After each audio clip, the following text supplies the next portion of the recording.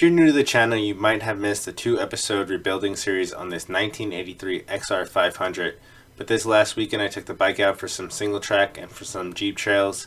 So if you're eyeing an old XR in Facebook Marketplace or Craigslist, this will give you an idea of what to expect if you're new to dirt bike riding, just like me. If you're new to the channel, also consider subscribing. That way you don't miss next week's episode when I take this 39-year-old bike out on the motocross track.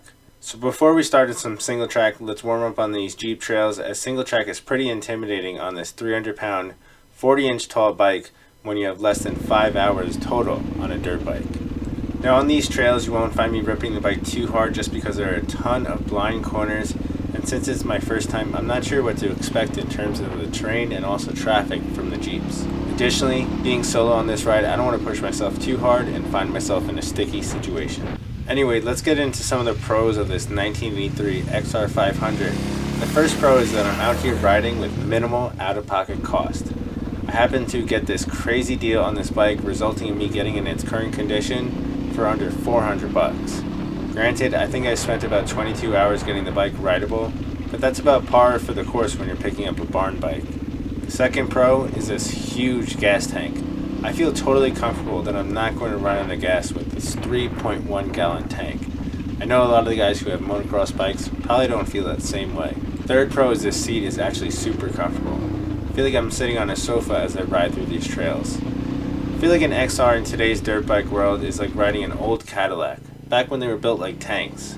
So that's enough of the pros, let's jump into some of the cons. Now although I serviced the valves in the car, resulting in this bike starting first kick nearly every time, riding on a 39-year-old machine definitely gives me a bit of anxiety, as I have no idea about its past life or how much life it has left.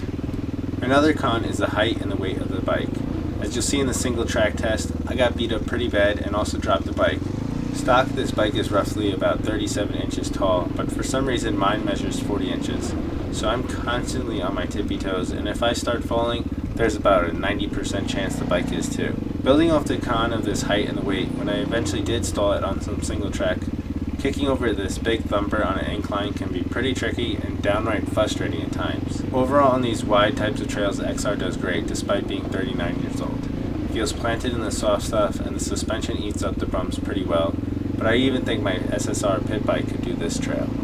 When you think about the XR, you think about its long history in Baja and being the king in the desert. And the desert really does suit the XR well, as the extra weight allows you to stay planted and gives you extra traction. But let's do exactly what the XR was not designed for and head out on some single track and see how it does.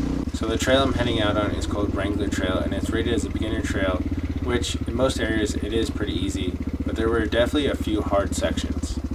Being completely new to single track and not knowing what to expect, I definitely thought I would have been able to keep a quicker pace and would occasionally get into third gear, but it proved to be slower, more technical riding with clutch and throttle control coming into play, where my lack of skill could flourish. On these types of trails, I find myself wishing I had a shorter, lighter bike, perhaps a 1983 Yamaha IT200 two-stroke, as navigating the XR on single track is like navigating a cruise ship through the Panama Canal. Personally, when riding this old beast, I find myself grinning more when I could shift through the gears and slide through some sand versus dodge rocks and branches in first gear.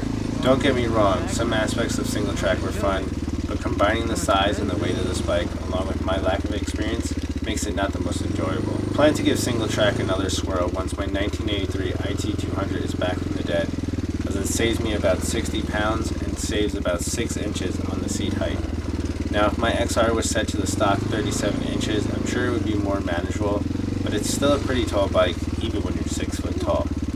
All in all, if you're a new rider like me and think single track is going to be your thing, I wouldn't recommend an old XR as your first choice. But if you're looking for a bike that hauls in the desert, that can ride wider off-road trails with ease and can also be plated, then consider an XR.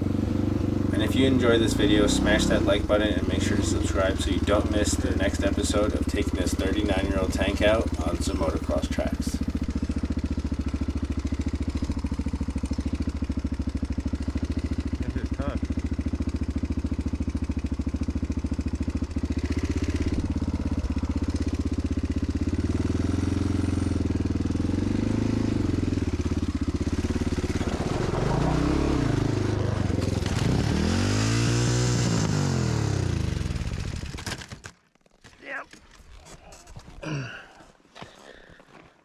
That wasn't good.